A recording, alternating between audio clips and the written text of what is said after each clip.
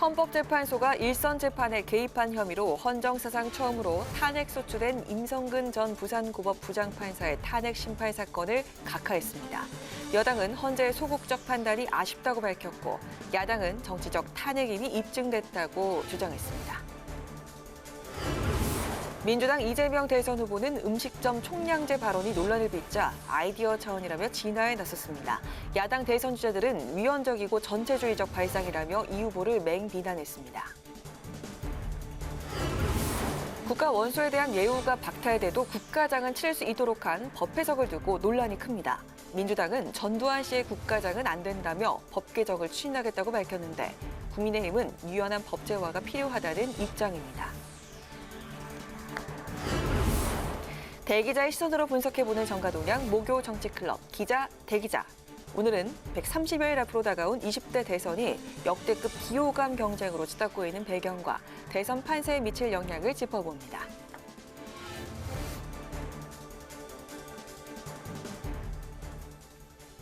여러분 안녕하십니까? 10월 28일 의정종합뉴스 뉴스엔 시작하겠습니다. 재판 개입 혐의를 받는 임성근 전 부산고법 부장판사에 대해 국회는 지난 2월 헌정사상 처음으로 법관 탄핵 소추안을 가결시켰는데요.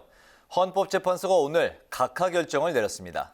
헌재가 임 전 판사의 임기가 끝나 파면을 할 수 없으니 국회의 탄핵 청구에 대해 판단하지 않겠다는 건데 민주당은 위법행위 여부를 판단하지 않은 것은 아쉽다고 평가한 반면 국민의힘은 정치적 탄핵이었음이 입증됐다고 환영했습니다. 장정현 기자가 보도합니다.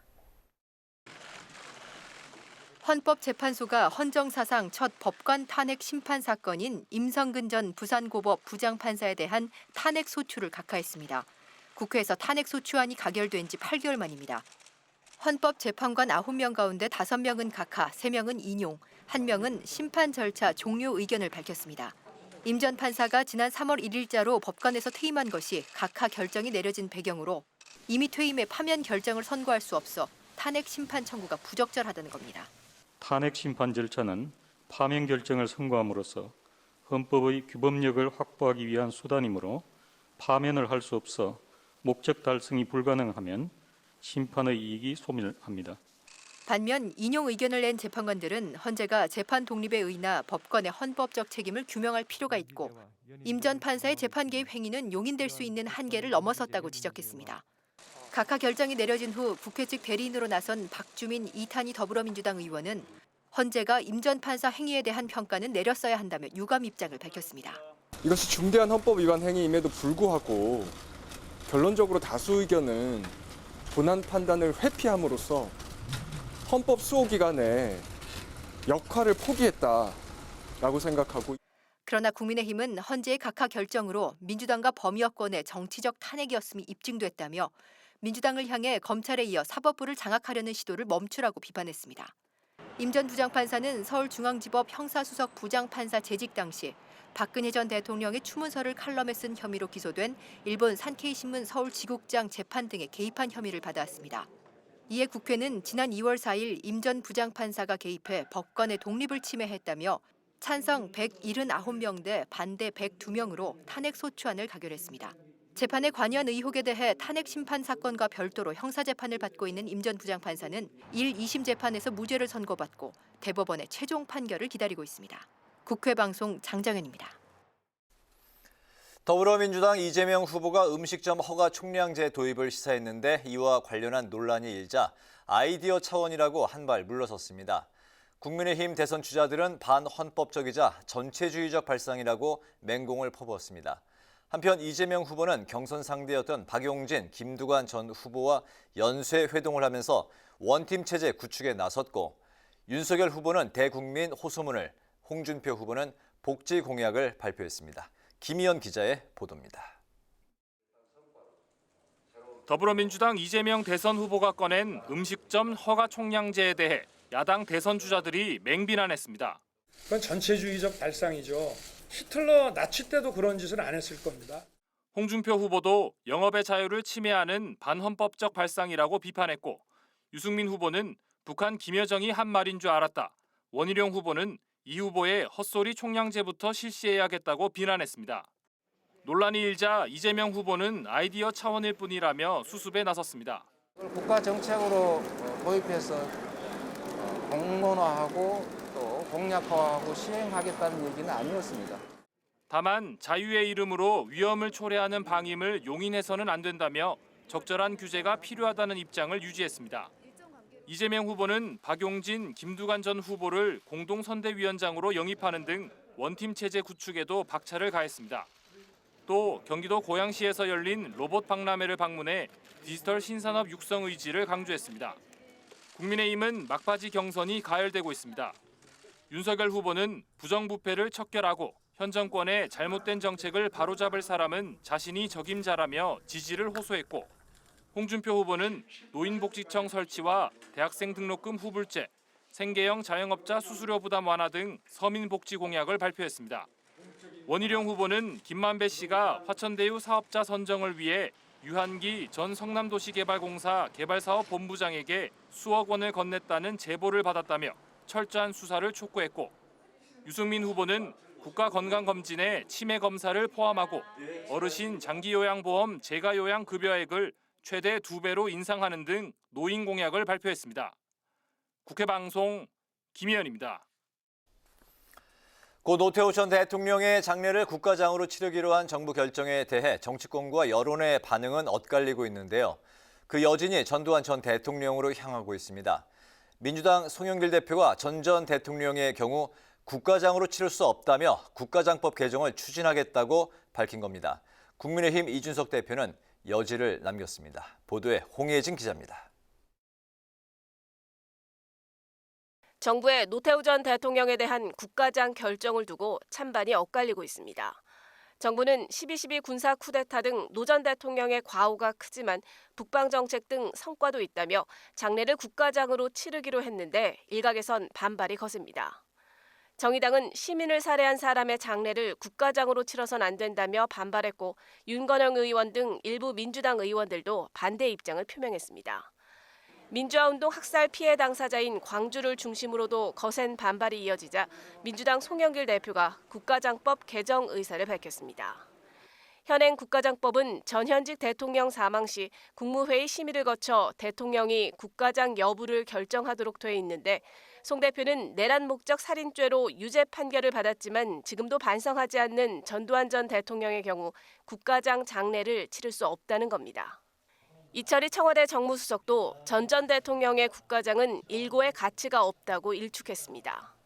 전두환 전 대통령을 언급하시는 분들도 있던데 저희는 완전히 다른 케이스라고 봅니다. 전두환 전 대통령의 경우에는 국가장이나 심지어 국립묘지 안장이나 이런 건 국민의힘은 신중한 입장을 보였습니다. 이준석 대표는 법제화 자체는 나쁘지 않다면서도 유연하게 접근해야 한다고 말했습니다. 또 그분들이 앞으로 살아계신 동안에 어떻게 본인들의 과거에 대해서 반성하는지에 따라서 또 여론이 달라지고 이러기 때문에 법제화를 한다 하더라도 상당히 유연성 있는 형태로 법제를 해야 될 것이다. 국회엔 이미 전현직 대통령이라도 중대한 범죄가 있으면 국가장을 제한하는 국가장법 개정안이 발의돼 있지만 아직 관련 상임위에 계류 중입니다. 이번 노 전 대통령 국가장 논란으로 법 개정 추진에 탄력이 붙을지 주목됩니다. 국회 방송 홍혜진입니다. 박병석 국회의장이 오늘 국회 세종의사당 부지를 찾았습니다. 지난달 세종의사당 관련법이 국회를 통과한 뒤 첫 방문입니다. 박 의장은 필요한 지원을 아끼지 않겠다며 조속한 사업 추진을 약속했습니다. 강민지 기자가 취재했습니다. 박병석 국회의장이 국회 세종의사당 건립예정지를 둘러봤습니다. 지난달 세종의사당의 설치 근거가 되는 국회법 개정안이 통과되면서 추진 상황을 점검하기 위해서입니다.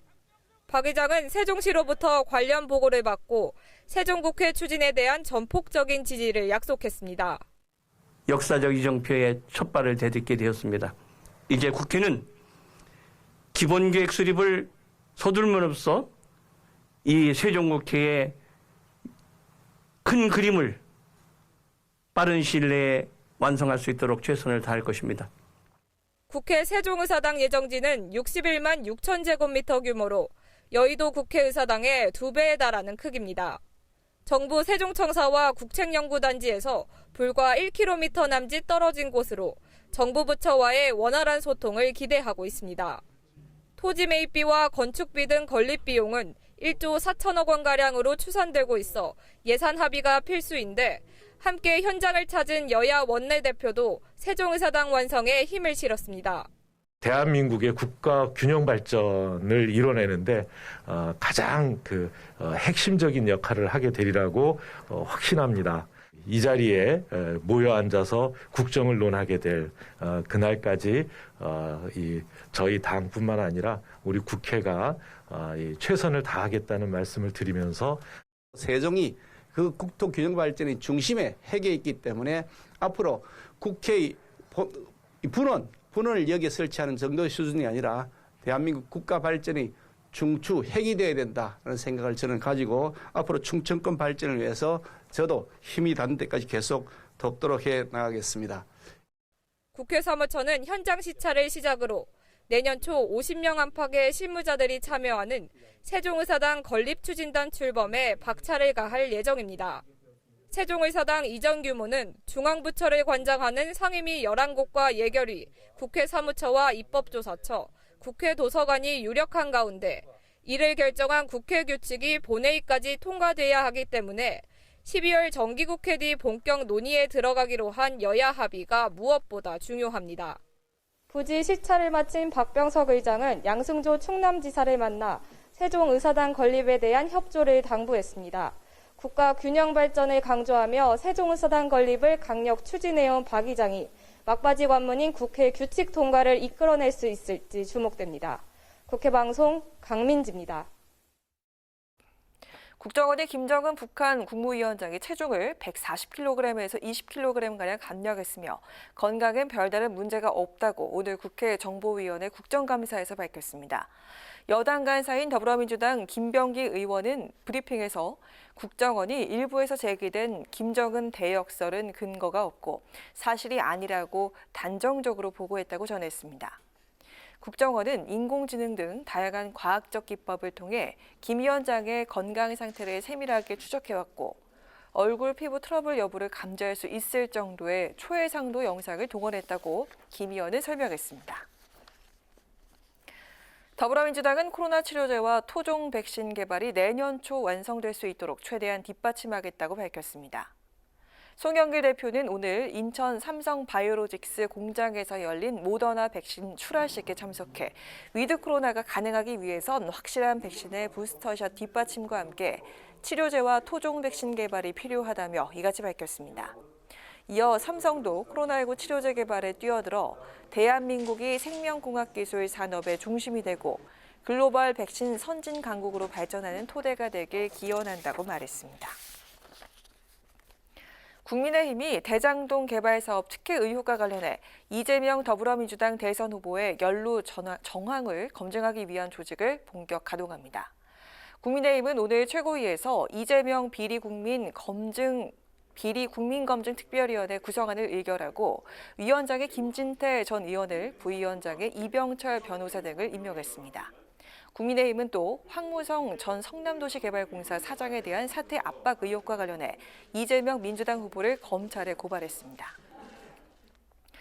이스타항공의 자금을 횡령 배임한 혐의로 구속 기소됐던 무소속 이상직 의원이 구속된 지 184일 만인 오늘 석방됐습니다. 전주지법은 다음 달로 예정된 이 의원의 구속기한 만료일이 다가오는 것을 고려해 재판부 직권으로 이 의원의 보석을 결정한 것으로 전해졌습니다. 이에 따라 이 의원은 앞으로 불구속 상태에서 재판받게 됩니다. 이스타항공의 창업주인 이 의원은 지난 2015년부터 3년여 동안 이스타항공 주식을 이스타홀딩스 등 계열사의 헐값에 팔아 회사에 수백억 원이 넘는 손해를 입힌 혐의로 구속 기소됐습니다.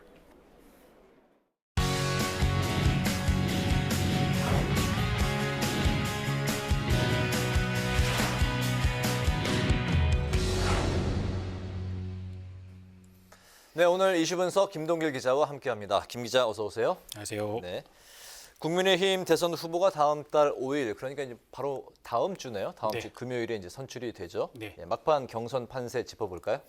네, 본경선에 오른 후보는 이제 원희룡, 유승민, 윤석열, 홍준표 후보입니다. 네. 판세를 보면 2강 2중을 형성하고 있다 이렇게 보여지는데 지난 두 번의 경선을 보면 윤석열, 홍준표 후보가 앞서가고 있는 것으로 보이는데요. 네. 근데 윤석열 후보 같은 경우는 고발사주 의혹으로 좀 이제 주춤하고 있는 반면에 홍 후보 같은 경우는 2030 세대의 지지를 받으면서 이제 상승세를 타고 있는 그런 모습입니다. 네, 국민의힘 대선 주자 이제 최종 후보는 당원 50%, 여론조사 50%로 선출이 되죠? 네, 그렇습니다. 그래서 당심도 중요하지만 민심도 역시 중요한데요. 네. 여론조사 문항을 놓고는 그래서 이제 후보들 간 약간의 이견이 있어서 이견이 있었는데 이제 선관위 결정을 보면요. 네. 민주당 이재명 대선 후보와 1대1 가상 양자 대결을 가정한 뒤에 이 4명의 예비 후보 중 누가 가장 적합하느냐 이제 이런 질문인데요.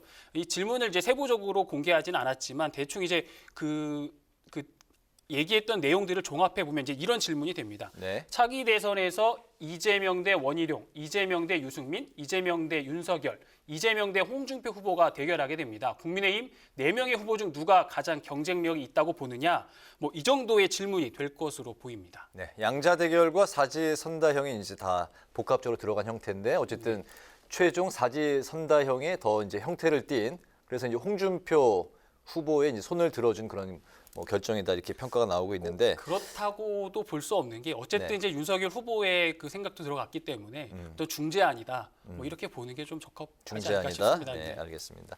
당심과 또 민심 분위기는 현재 어떻게 흐르고 있나요? 당심은 이제 윤석열 후보가 또 민심 같은 경우는 홍준표 후보가 우세하고 있다 이렇게 판단이 되는데 지난 두 번의 경선 결과를 보면 공식적인 발표는 없었습니다. 다만 이제 네. 각 캠프에서 했던 이제 발표했던 내용들을 종합해 보면 당심에서는 당원 투표에서는 윤석열 후보가 좀 앞서 있고 네. 또 이제 여론조사, 국민 일반 여론조사에서는 홍준표 후보가 앞서고 있는 것으로 보이는데요. 당초 예상을 했을 때는 이 홍 후보가 이제 당 조직력 면에서 좀 앞서지 않을까 이제 그런 예상을 했었거든요. 네. 홍 후보 같은 경우는 당 대표, 원내대표, 뭐 오선 의원까지 뭐 당에서 중추적인 역할들을 많이 했기 때문에 그런데 막상 이제 뚜껑을 열고 보니까 당심은 이제 홍 후보보다 이제 윤석열 후보 쪽이었는데 아무래도 이제 그 현역 국회의원들이 지금 윤석열 후보 캠프에 많이 들어가 있기 때문에 그렇게 분석이 되고요. 네. 홍 후보 같은 경우는 2030 세대의 지지를 받고 있는데 그 현안에 대한 그 시원한 답변, 이제 홍카콜라 TV도 이제 너튜브 채널에서 이제 좀 흥행을 했죠. 그러다 보니까 이 일반 여론조사에서는 이제 홍 후보가 이제 앞서 있는 그런 모습입니다. 네. 현역 의원들의 이제 캠프별 분포를 보면 윤석열 후보에는 지금 36명이요. 그리고 네, 36명. 그리고 지금 홍준표 후보에는 단 3명, 36대 3의 아주 압도적인 분포네요. 네. 윤 후보에는 30명이 넘는 이제 의원들이 참여하고 있는데 방금 말씀하신 것처럼 네. 36명, 37명 이제 되는데 네. 홍 후보 캠프에는 3명의 의원이 불과합니다. 김용판 의원, 하영재 의원, 조경태 의원이 3의 의원만 참여를 하고 있는데요. 네. 이틀 전 이제 26일이었죠. 이채익, 박대수 의원 등 7명의 의원들도 중립적인 의원들도 이제 윤 후보 캠프에 합류를 했습니다. 어제는 또 경쟁 상대였던 하태경 의원까지 지지를 선언하고 또 윤 캠프는 이 하의원을 공동 선대위원장으로 영입을 했는데요. 네. 이를 놓고 이제 홍 후보는 흘러간 정치인들을 주워 모아 이제 골목대장 노릇을 하는 것도 이제 며칠 남지 않았다 뭐 이런 비판을 좀 하기도 했는데요. 어제 강원 지역 TV 토론회에서도 설전이 벌어졌는데 영상 함께 보시죠. 네. 가까이 같이 있었던 사람들조차도 우리 홍 후보님을 등지는 사람들이 많은데 홍 후보님은 다 배신자라고 그러죠. 그럼 왜 홍 후보님 주변에 이렇게 배신자가 많으며 지금 윤 후보 진영에 가 계시는 분들은 그거는 구태 기득권 정치인 전형입니다. 그런 식으로 해서 안 돼요. 윤 후보의 이 새 분리기에 홍 후보가 구태 정치라며 이제 비판을 하고 있는 모습인데요. 네. 이제 본경선이 이제 며칠 안 남았기 때문에 윤 후보와 홍 후보의 신경전은 좀 더 가열될 것으로 보입니다. 그러니까 아까 이제 기자가 이제 2강 2중으로 이제 분류가 된다고 했는데 그러면 이제 일주일 앞둔 상황에서 2강에 둘 중에 한 명이 이제 최종 후보가 되는 거 아니냐라고 생각해 볼 수 있지만 또 유승민, 원희룡 후보의 약진도 눈에 띄네요. 네, 왜 이 약으로 놓지 않고 이 중으로 놨냐면 네. 언제든지 이제 앞서 치고 나갈 수 있다. 그러니까 유승민 후보, 원희룡 후보도 충분히 이제 가능성이 있다. 이제 그렇게 봐서 판단을 한 건데요. 네. 어제 그 한 여론조사 이제 발표가 있었는데 머니투데이가 발표한 여론조사가 있었는데 유승민 후보가 국민의힘 대선 후보 적합도에 처음으로 20% 이상의 지지율을 받았거든요. 네. 이제 상승세를 타고 있다고 이제 보는 건데 그래서 이제 유 후보가 자신의 SNS에 이제 자신감 있는 표현을 했는데 대역전의 드라마가 시작이 됐다. 11월 5일까지 남은 8일은 1등 후보로 역전하기 충분한 시간이다라고 적으면서 자신감을 표현을 했고요. 원희룡 후보는 이재명 대선 후보의 대장동 의혹을 이제 집중적으로 파고들고 있습니다. 그래서 자신을 대장동 1타 강사라고 이제 자칭 네. 부르면서 이제 지지율 상승세를 이끌고 있습니다. 네, 이번에 그 민주당 소식 한번 살펴보죠. 민주당 그 이재명 후보가 대선 행보에 본격적인 시동을 걸었네요. 네, 이번 한 주 정말 숨가쁘게 돌아가는 모습이었는데요. 네. 경기도지사 사퇴, 문재인 대통령 회동, 또 대선 경선 주자 회동 등 이제 실타래를 하나씩 풀어가는데 속도도 내고 있습니다. 다음 달 2일 선대위를 출범을 시키는데요. 이제 안정이 됐다고 생각을 했는지 어제 첫 민생 행보를 했습니다. 첫 민생 행보는 코로나19 피해를 입고 어려움을 겪고 있는 소상공인 껴안기였는데요. 어제 관악 신원에 있는 이제 신원시장을 찾아서 상인들의 애로사항을 들었습니다. 현장 분위기 함께 보시죠. 우리 후보님 떡 종류도 다 아시네. 네. 떡장사에서 우리 어릴 때는 계산날만 떡을 먹었잖아요. 맞아요. 그것도 백설기로. 네, 국정감사가 이제 끝나고 나니까 이제 대선 전국으로 이제 빠르게 전환하는 모습인데요. 네. 다음 주에는 민주당의 이제 용광로 선대위 출범이 있고요. 또 국민의힘 같은 경우는 대선 후보 선출이 결정이 됩니다. 11월 5일이거든요. 그러니까 다음 주 금요일인데 이제 이런 굵직한 이벤트들이 있기 때문에 다음 주는 이제 더 유심 있게 조금 정치 상황들을 지켜봐야 할 것 같습니다. 다음 주에도 목요일에 출연하시나요? 수요일이 될 것 같습니다. 수요일. 네, 이틀 남겨놓고 이제 출연하시는데 그때 이제 국민의힘 최종 후보가 누가 선출될지 김동길 기자의 예상평도 한번 들어보겠습니다. 네, 오늘 그 이슈 분석에서는 일주일 앞으로 다가온 국민의힘 대선 후보 선출 판세 그리고 민주당 이재명 후보의 대선 행보까지 살펴봤습니다. 김동길 기자 수고했습니다.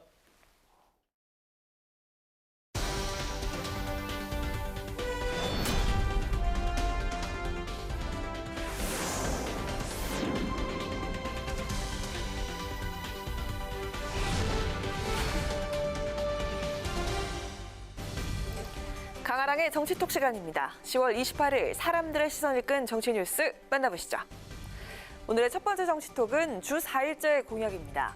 대선 경쟁이 본격화하면서 매일매일 쏟아지고 있는 각 후보들의 공약 관련 소식 중에 최근 많은 이들의 눈길을 끈 내용이 있습니다. 바로 민주당 이재명 대선 후보가 주 4일 근무제 도입을 검토 중이라는 소식이었는데요. 일주일 중에 나흘만 일한다는 주 4일째 앞서서 이 후보가 경기지사 시절에 경기도 주식회사를 통해서 전국에서 가장 먼저 주 4일 근무제를 도입한 바가 있기 때문에 많은 언론들이 공약 가능성에 무게를 실었습니다. 이 후보 캠프 측도 추가 조율이 필요하다는 단서를 달면서 단계별 로드맵까지 마련한 것으로 알려졌는데요. 하지만 기정사실화가 되는 분위기에 부담을 느낀 걸까요? 이 후보는 오늘 당장 시행하겠다는 건 아니라면서 한 발 물러섰습니다. 당장 이번 대선에 공약으로 내세운다고 하기는 아직은 좀 이르고 다만 우리가 앞으로 닥치게 될 4차 산업혁명 시대에 우리 사회의 화두의 하나로 공통의 논의 주제로 얘기는 해야 될 때가 왔다. 결국 노동시간 단축을 꾸준히 해나가야 되고 그러다 보면 결국은 어느 시점에선가는 주 4일 근무제를 도입하게 될 것이다라고 생각됩니다. 이렇게 이 후보가 주춤한 반면 주 4일제를 전면에 내걸고 나선 이가 있습니다. 바로 정의당의 심상정 대선 후보인데요. 지난 12일 당의 대선 후보로 선출되자마자 자신의 1호 공약으로 내세웠습니다. 주 4일제는 선진국 시민의 당연한 권리입니다. 일하는 모든 시민들이 행복한 노동, 주 4일제 시대를 열겠습니다. 한편 야당인 국민의힘과 재계에서도 비용 문제를 들면서 아직은 시기상조란 입장인데요. 국민의힘 이준석 대표는 오늘 주 4일제가 임금 삭감과 일자리 감소로 이어질 수 있다면서 우려를 나타냈습니다. 기대 효과만큼이나 파장도 클 주 4일제. 과연 놀토에 이어서 놀금의 시대가 올 수 있을까요? 이어서 오늘 두 번째 정치톡은 마지막 탑승자 아녀입니다. 어제였죠. 국민의힘 2차 예비 경선에서 탈락했던 하태경 의원이 경쟁자였던 윤석열 후보 캠프에 공동선대위원장으로 합류해서 정가의 이목이 집중됐습니다. 그동안 하 의원이 정치권 안팎에서 이른바 유승민계로 분류됐기 때문인데요. 하 의원은 오늘 오랜 시간 고민했고 쉽지 않은 결정이었다며 윤석열 후보를 선택한 배경을 밝혔습니다. 모든 캠프에서 콜이 오긴 했고요. 오긴 했는데 아무래도 정권 교체를 이루고 그 정권을 잘 운영하기 위해서는 정치 혁신을 할 수 있는 이게 굉장히 중요한 잣대다. 이 두 가지를 다 잘해낼 수 있는 후보가 누구냐. 나름대로 이렇게 판단하다 그래도 윤석열 후보가 제일 잘할 수 있을 것 같다는 결론을 내린 겁니다. 윤석열 후보뿐 아니라 모든 캠프에서 콜이 왔지만 친문보단 정권 교체와 정치 혁신을 잘할 수 있는 후보. 한마디로 경쟁력을 보고 결단을 내렸다는 게 하 의원의 설명입니다. 그러면서 유승민 후보가 인간적인 서운함이 있겠지만 국가적인 문제이기 때문에 냉정해지려 했다고 덧붙였습니다. 하 의원은 이어서 자신이 윤석열 후보 캠프의 마지막 탑승자가 아니라며 추가 영입 가능성도 열어놨습니다. 제가 마지막 탑승자는 아닌 것 같고요. 계속해서 나오지 않을까 생각이 됩니다. 나경원 전 원내대표 얘기는 못 들으셨어요? 제가 윤 후보한테 직접 들은 바는 없습니다. 직접 들은 바는 없고 캠프에서 도는 얘기는 들으셨군요. 근데 그런 이야기는 제 입으로 말씀드리기가. 현재까지 윤석열 후보 캠프에 합류한 국민의힘 현역 의원은 하태경 의원까지 모두 36명입니다.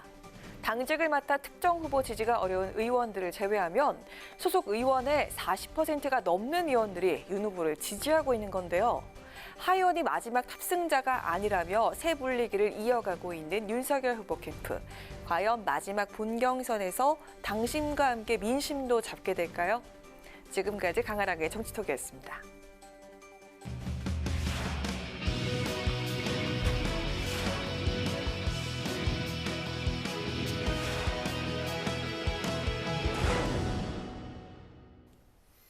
네, 정치권 동향을 대기자의 시선으로 짚어보는 목요일 정치클럽 기자 대기자 시간입니다. 오늘도 성환용 한겨레 신문 선임 기자, 최병묵 전 TV조선 해설위원 두 분과 함께하겠습니다. 두 분 어서 오십시오. 반갑습니다. 안녕하세요. 한 달 동안 잘 지내셨습니까? 오랜만에 뵙죠. 네. 3주간의 국감이 끝나고 4주 만에 뵙게 됐는데요. 오랜만에 함께 이야기 나눠볼 주제, 오늘은 성 기자께서 먼저 발제해 오셨죠? 예, 민주당 후보는 이재명 경기지사 확정이 되고 국민의힘은 지금 4명이 각축을 벌이고 있죠. 11월 5일 날 나옵니다. 그런데 여야의 좀 유력한 대선 주자들 포함해서 전부 다 비호감도가 굉장히 높게 나와요. 그래서 이게 도대체 왜 그런지 우리가 한번 얘기해보는 시간을 갖는 게 좋을 것 같습니다. 네, 알겠습니다. 말씀하신 대로 이제 그 대선이 130여일 앞으로 다가왔는데 그 여론조사를 이제 한번 살펴보면 유력 대선 주자들의 호감도가 30% 정도, 또 비호감도는 70% 정도 나와서 2배나 높게 비호감도가 호감도를 이제 앞서서 나오는 결과가 나왔는데요. 비호감도 왜 이런 결과가 나왔다고 보십니까? 좀 어려운 문제입니다. 저도 참 고민스러운 주제 중에 하나예요. 아무튼 대선이 좀 바뀌는 것 같아요. 우리가 대통령 직선제를 시작한 게 6공화국이죠. 1987년 네. 1로 3김 시대. 노태우 전 대통령 이번에 돌아가셨죠. 네. 그 노태우 포함해서 김영삼, 김대중, 김종필 이렇게 네. 1로 3김 시대. 그때만 해도 유권자들이 내가 좋아하는 후보를 찍었던 것 같아요. 근데 대선이 계속 반복되면서 지금은 제발 어떤 사람만 아니면 좋겠다. 저 사람이 안 되기 위해서 이제 이 사람을 찍는 이런 그 분노 투표, 증오 투표 이런 양상이 좀 심해지는 것 같습니다. 이게 여러 가지 분석이 있는데 이게 정치적으로만 해석이 잘 안 돼요. 그래서 이제 사회학자들하고도 이런 토론을 좀 하고 있는데 정보화 시대 흐름하고 좀 관련이 있는 것 아니냐. 사람들이 확증 편향이 점점 강해지면서 사실보다는 자기 믿음을 중시하는 누군가를 뭐 좋아하고 전화하는 것보다는 누구를 증오하고 누구를 미워하고 싫어하고 이런 것들을 이제 그 SNS에서 자꾸 자극하고 하다 보니까 정치에서도 이제 이런 부작용이 나타나는 것 아니냐, 뭐 이런 정도 추론 내지 가설을 세우고 있는 것 같습니다. 이 문제는 좀 연구 검토를 좀 더 해봐야 될 과제인 것 같습니다. 어떻게 보십니까? 기본적으로는 이제 정치권에서 우리가 흔히 네거티브 공방 얘기를 많이 하지 않습니까? 그 네거티브 공방이 어느 그 역대 선거보다 지금이 가열되고 있다. 그건 뭐냐면 윤석열 전 검찰총장이 이제 사실은 현직 검찰총장 시절부터 추미애 전 법무부 장관에 의해서 여러 뭐 어떤 공격이든 뭐 수사지휘권 배제든 뭐 이런 걸 받고 어찌 보면 그걸 바탕으로 해서 오늘날 대선 후보가 된 거거든요. 그렇기 때문에 그 연장전 비슷하게 지금 전개가 되고 있습니다. 그러니까 이제 윤석열 후보의 여권에서 집중적으로 공격을 가하고 뭐 의혹 제기를 하고 있는 것이죠. 근데 이 의혹 제기라는 게 결국은 이게 사실이든 사실이 아니든 의혹 제기를 당하면 국민들은 그것이 이제 한번 이렇게 여과지를 거쳐서 나오는 게 아니더라도 상당한 정도로 뭔가 일리가 있지 않을까 하는 생각을 하게 되는 경향이 있고요. 반대로 이재명 후보는 이제 그 확정되기 전부터 뭐 대장동이든 형수든 뭐 몇 가지 하여튼 관련해서 그런 의혹들이 또 그 해소가 안 되고 지금 여기까지 왔습니다. 이제 경선 과정에서도 그렇고요. 그러다 보니까 결국은 국민들 눈에서는 이 사람도 싫고 저 사람도 싫고 뭐 이런 현상이 나오는 것 아닌가 싶은 생각이 들고요. 과거 대선을 봐도 사실은 대선을 몇 개월 정도 앞두고서는 이 서로의 의혹 공방이 가장 심해질 때 부동층이 늘어납니다. 지금 아마 그 기간을 거치고 있는 단계가 아닌가 저는 이렇게 생각합니다. 네, 민주당 이재명 후보는요 스스로도 이렇게 말을 했습니다. 일은 잘하는데 싸움닭에다 독하다는 이미지가 강한 줄 안다 이렇게 말을 했는데요. 여러 가지 뭐 의혹이 있죠. 대장동 의혹이나 뭐 조폭 연루설까지 뭐 극복해야 될 과제가 많아 보이는데 최근에는 그 웹 자서전 연재를 시작했습니다. 이미지 개선에 좀 노력하려는 모습인데 이게 뭐 호감도를 끌어올리고 지지율 상승하는 데 좀 효과가 있을까요? 글쎄 이미 사실은 그 비호감도가 60 내지 70%가 되고 본인에 대한 호감도는 30% 남짓 정도 되는 게 이제 지금 이재명 후보와 윤석열 후보의 공통점 아니겠습니까? 이렇게 되면 자기 호감도는 이미 상당한 정도로 돼 있어요. 그러니까 예를 들어서 이제 국민의힘 후보로 누군가가 확정이 된다면 그때부터는 1대1 맞대결 구도가 될 가능성이 대단히 높거든요. 그렇게 되면 이제 서로 치열하게 정말 어찌 보면 비호감도가 비슷한 사람들끼리 맞붙는 이런 상황도 올 수가 있어요. 이렇게 되면 지금 현재 뭐 윤석열 또는 홍준표 후보 마찬가지고 그다음에 이 민주당 진영에서 이재명 후보가 한다고 할지라도 이제 이런 뭐 웹 자서전 같은 거 이런 것들이 일부 뭐 도움이 안 되는 건 아니지만 근본적으로 그 어떤 지형 자체를 바꾸기에는 이미 한계점에 도달했다. 저는 이렇게 생각합니다. 이재명 후보 쪽에 좀 이제 물어봤어요. 그런데 전문가들 모아서 이렇게 심층 인터뷰 같은 것도 해보고 조사를 해봤다고 합니다. 그런데 야당 후보가 누가 되든 이번에 이제 정권 교체 여론이 워낙 높기 때문에 민주당에서 굉장히 좀 어려운 대선이 될 것이다. 이제 이렇게 보고 있어요. 그래서 지금 이 상태로 이제 대선을 치르지는 않겠다는 거죠. 그래서 이제 좀 더 이제 중도 로 나아가서 표를 좀 가지고 와야 된다 이런 전략에 따라 움직이는 것 같습니다. 좀 인간적인 면모도 좀 보이고 뭐 정책 공약도 아마 좀 더 새롭게 던지지 않을까 이렇게 예상이 됩니다. 뭐 이제 워낙 좀 2017년부터도 사실 좀 이미지가 좋지는 않았어요. 저 이재명 그 당시 성남시장이었죠 그때는. 그래서 지금 뭐 조폭 연루설이니 뭐 욕설 이런 거는 그렇게 뭐 표가 뭐 떨어지는 요소로 작용하는 것 같지는 않습니다.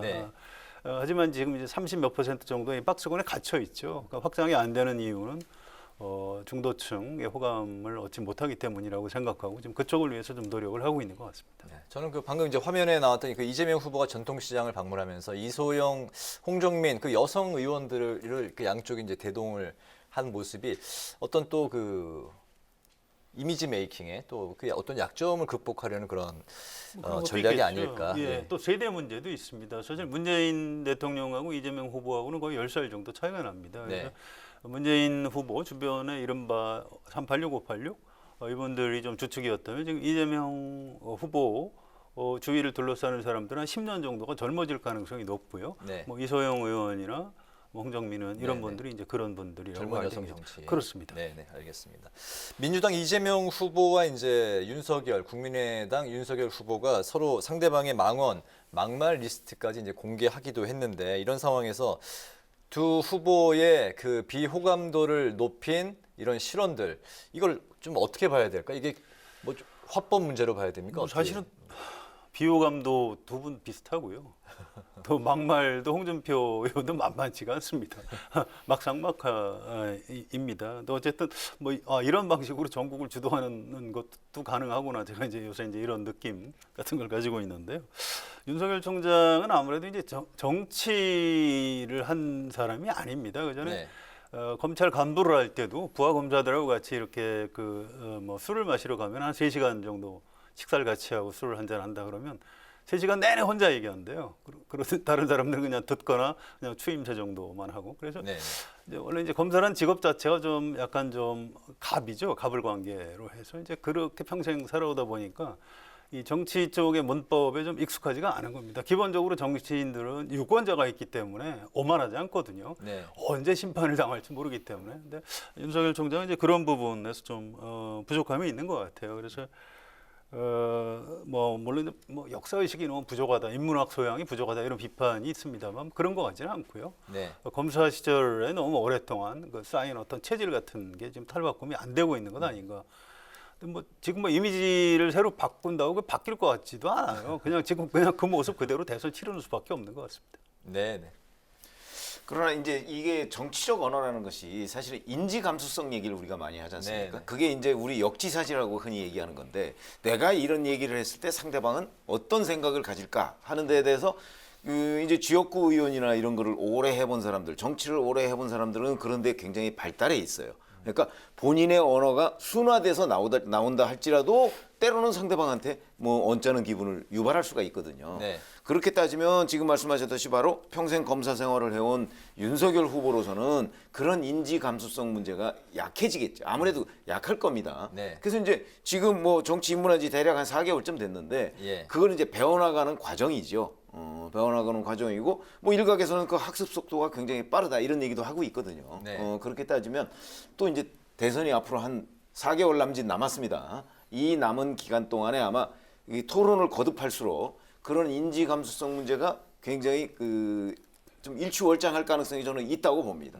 그래서 사실 토론 초반과 지금 중반 지금 이제 거의 종반으로 이제 하고 만약에 본선으로 넘어가면 또 이제 토론을 시작할 텐데 그런 점에서는 많이 개선이 됐다 이런 평가가 많이 있고요. 그런 점으로 본다면 뭐 이제 이게 인지 감수성 문제와 관련해서 이제 정치적 언어 뭐 이런 것들을 지금 배워나가는 과정에 있지 않나 저는 이렇게 생각합니다. 알겠습니다. 윤석열 후보는 최근에 이제 여러 논란에도 불구하고 현역 의원의 이제 절반 가까이가 이제 본인의 캠프에 이제 합류를 한 상황인데 홍준표 후보는 지지율은 높지만 당심을 잡기에는 좀 약간 부족하다 이런 이제 분석도 나오고 있는 상황에서 이제 다음 주 금요일입니다. 이제 8일 남았는데 8일 앞으로 다가온 최종 후보 선출 현재 상황에서 누가 더 유리하다고 판단하십니까?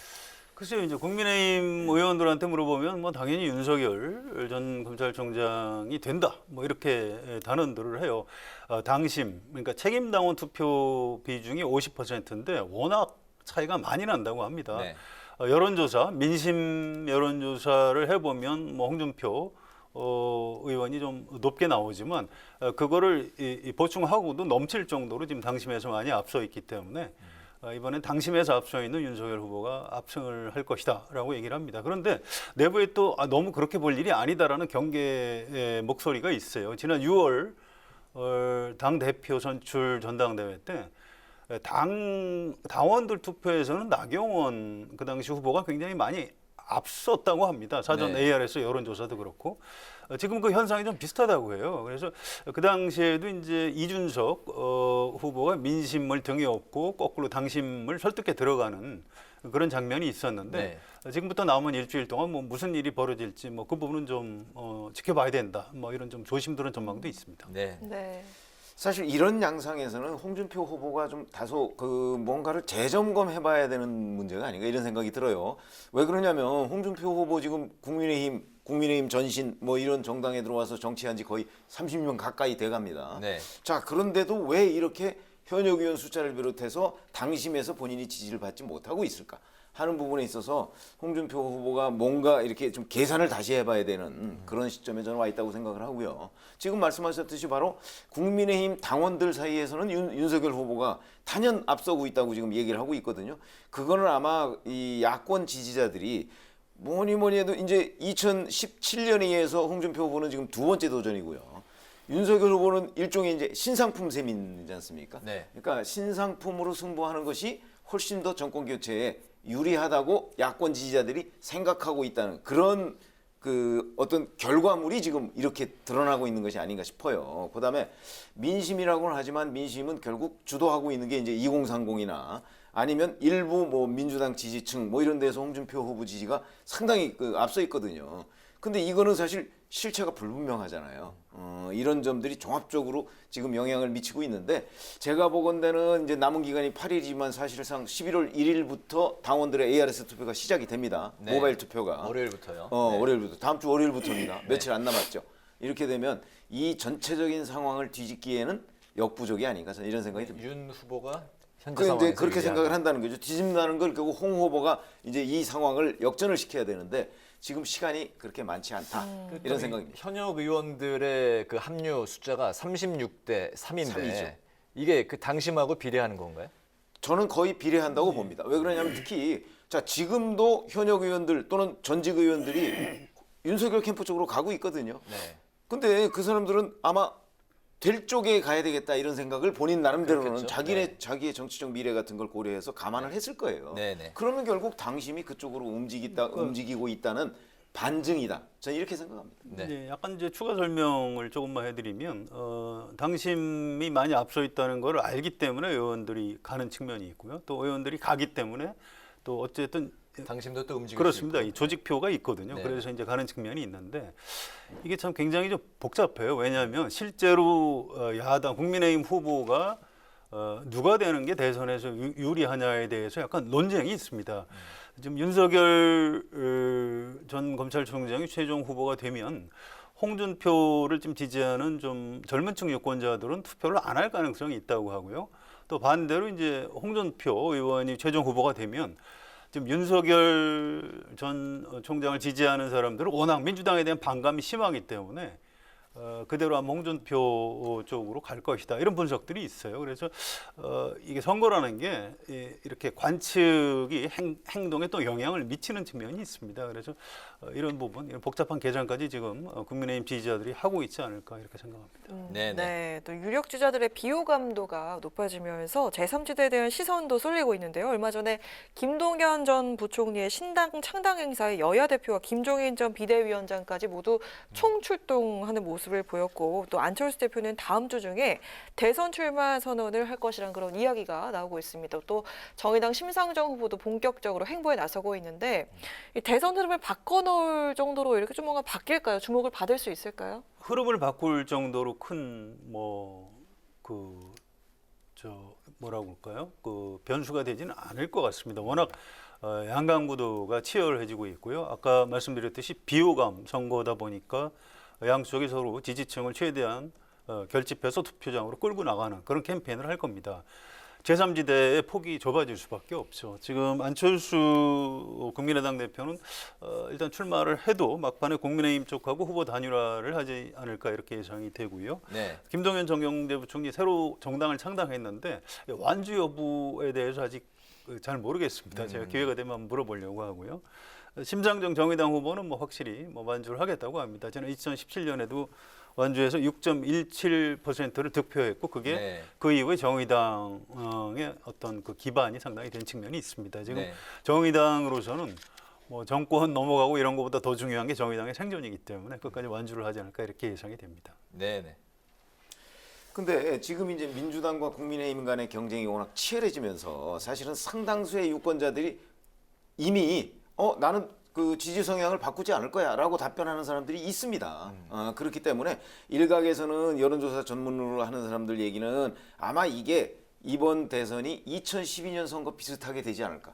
이렇게 지금 전망하고 있는 사람들이 있거든요. 2012년이면 제3지대가 없었어요, 전혀. 네. 그렇기 때문에 지금 예를 들어서 안철수 대표나 아니면 심상정 의원이나 사실은 전부 다 뭐 재수, 삼수 뭐 이렇게 되고 있습니다. 그러니까 이미 유권자들한테는 저 사람들은 무슨 선거가 있으면 계속 나오는 사람 이렇게 지금 각인이 돼 있단 말이죠. 네. 새로움이 전혀 느껴지질 않아요. 그러면서 뭔가 이번에도 또 제3지대 하겠다 이렇게 하는 데에 대해서 지금 현재 여론의 반향이나 이런 것들이 저는 별로 없다고 보거든요. 그렇게 보면 이번에는 제3지대가 과거 그 선거에 비교해 볼 때 굉장히 쪼그라든 가운데 최종 선거가 치러질 가능성이 높다. 저는 이렇게 봅니다. 알겠습니다. 네. 네, 역대급 비호감 대선의 유권자들의 정치 불신과 또 무관심이 늘어나진 않을까 또 걱정이 되는 것도 있는데요. 비호감 경쟁에서 가장 큰 변수 뭐라고 보시는지 궁금하고요. 또 유권자들은 어떤 기준을 갖고 후보를 검증하고 또 선택해야 하는지 어떻게 보십니까? 기본적으로 비호감이라는 게 이제 아까 제가 말씀드렸잖아요. 서로 양측에서 이제 의혹 제기를 뭐 집중적으로 하다 보니까 국민들은 저게 사실일 수도 있다 뭐 이렇게 생각을 해서 이제 비호감이 늘어나는 경향을 보이는데. 만약에 11월 5일 날 국민의힘 후보가 확정되고 나면 이제 여야 대결 구도가 된단 말이죠. 네. 그렇게 되면 지금보다 아마 비호감도가 조금 떨어질 가능성이 네. 있어요. 왜냐하면 의혹 제기는 이제 상대방 한 사람만을 위해서 할 가능성이 있거든요. 네. 그렇게 된다면 결국은 비호감도가 지금보다 약간 떨어진 상태, 그러나 크게 개선되지 않은 상태에서 대선을 치르게 될 가능성이 있는데 과거 예를 봐도 원래 선거 한 4, 5개월쯤 전에는 비호감도가 굉장히 많다가 선거 임박하면 이 사람들의 상당수가 또 결국은 선택을 하게 돼요. 이렇게 어차피 그 쫓겨서 선택하듯이 하게 되거든요. 그러니까 뭐 비호감도가 높다 그래서 나중에 뭐 투표율이 굉장히 낮아질 것이다 뭐 이런 식의 예상은 아마 빗나갈 가능성이 높다. 저는 이렇게 생각합니다. 자기가 지지하는 당 중심으로 회귀할 결국은 것이다. 나중에 그쪽으로 이렇게 지지 모아지지 정당 쪽으로 않을까. 갈 것이다. 이렇게 생각합니다. 네. 정당이라는 게 이제 집권이 목적이거든요. 그래서 뭐 비호감 선거를 유도해서 우리가 집권하는 게 유리하냐, 아니면 정책 대결을 해서 선거를 치르는 게 유리하냐 이런 판단들을 하는 겁니다. 네. 지금 비호감 대결을 하는 게 더 유리하다고 양쪽이 다 그렇게 보고 있는 거죠. 그래서 나타나는 그런 현상이에요. 참 이게 걱정인데요. 11월 5일 후보 선출되면 저는 좀 지금 같은 비호감 선거가 또 강화될 가능성이 높다고 봅니다. 결국 양쪽 정당이 이제 우리 고정 지지층을 좀 더 투표장에 많이 끌어내기 위해서 저 사람이 대통령이 되면 우리나라 망한다 이런 식의 캠페인을 할 가능성이 높아 보여요. 네.